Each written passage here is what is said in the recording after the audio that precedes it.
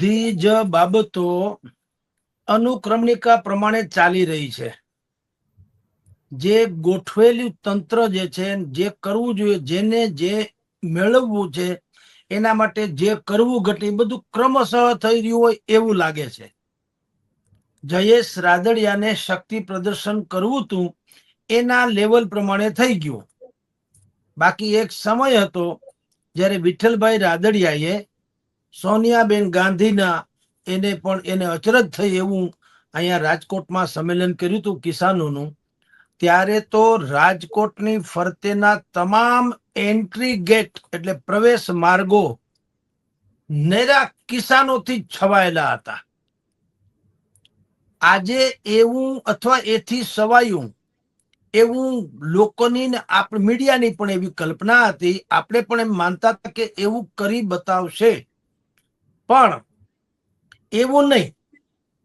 શક્તિ પ્રદર્શન થયું, ડોમ પૂરતું મર્યાદિત રહ્યું.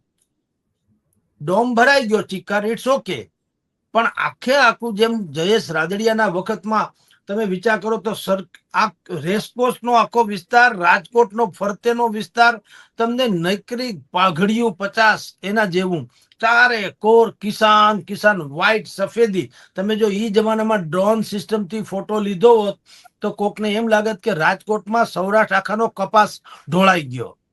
એટલે વિઠ્ઠલ રાદડિયા જેવું આમાં પ્રતિસાદ જોવા ના મળ્યો એવું કહી શકાય. હા, બિલકુલ એવું તો નહીં જ, નો ડાઉટ એવું નહીં જ. એ ડોમ પૂરતું મર્યાદિત રહ્યું, કિસાનો આવ્યા, ઇટ્સ ઓકે. પણ આપની જાણ ખાતર, તેમ છતાં જયેશ રાદડિયાના શક્તિ પ્રદર્શનમાં એને જે મેળવવું છે તે મેળવવાના માહોલમાં અને અમિત શાહે જે આપવું છે જયેશ રાદડિયા સહિતનાને, એના માહોલમાં કોઈ ફેર પડશે નહીં. એ બધું યથા અવકાશ રહેવાનું. કારણ કે હવે બધું ગોઠવણ.com, બધાને બધી ખબર છે અને બધી જ રીતે વ્યવસ્થિત ચાલી રહ્યું છે. અત્યારે જયેશ રાદડિયાને સરકારની જરૂર છે, એના કરતા સરકારને જયેશ રાદડિયાની વિશેષ જરૂર છે.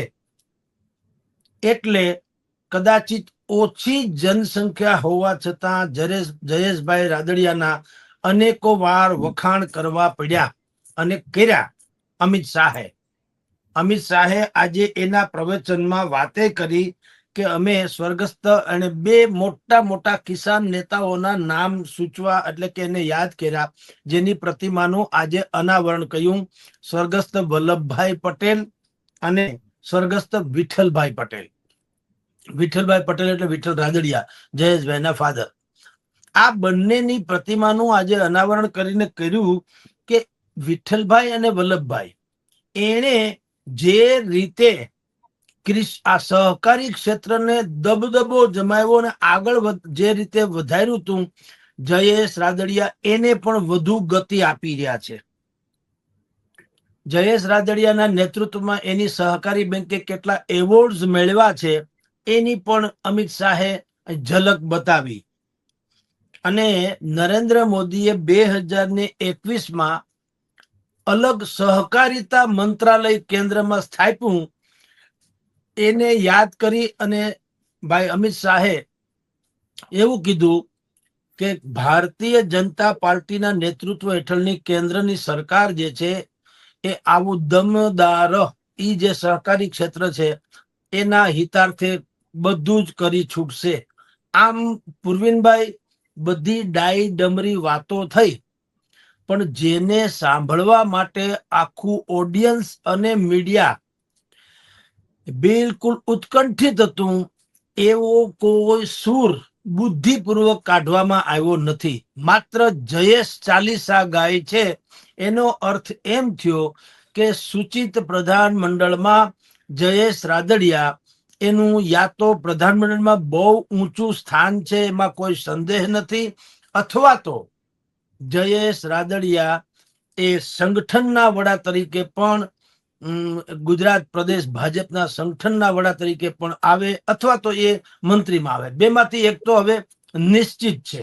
મોટા ભાગે અમને જ્યાં સુધી ઇનપુટ્સ મળે છે એ જો ને તો હોય, એ કઈ થવું જરૂરી નથી, પણ આપણને જે ઇનપુટ્સ મળે છે તે મુજબ આગામી 2-3 દિવસમાં જ નવા પ્રધાનમંડળનું એ જે છે ગતિવિધિ શરૂ થઈ જશે અને જયેશ રાદડિયાને બિલકુલ એ સીએમ પછીના જે પોસ્ટ ગણવામાં આવે છે ગૃહ મંત્રાલય કે નાણાં મંત્રાલય, એમાં ગૃહ મંત્રાલયની હું આપને વાત કરું છું પૂર્વીનભાઈ. ગૃહ મંત્રાલય કદાચિત જયેશભાઈના હવાલે જાય એવી અત્યારે વાતો ચાલી રહી છે બહુ ટોચના વર્તુળો પાસે.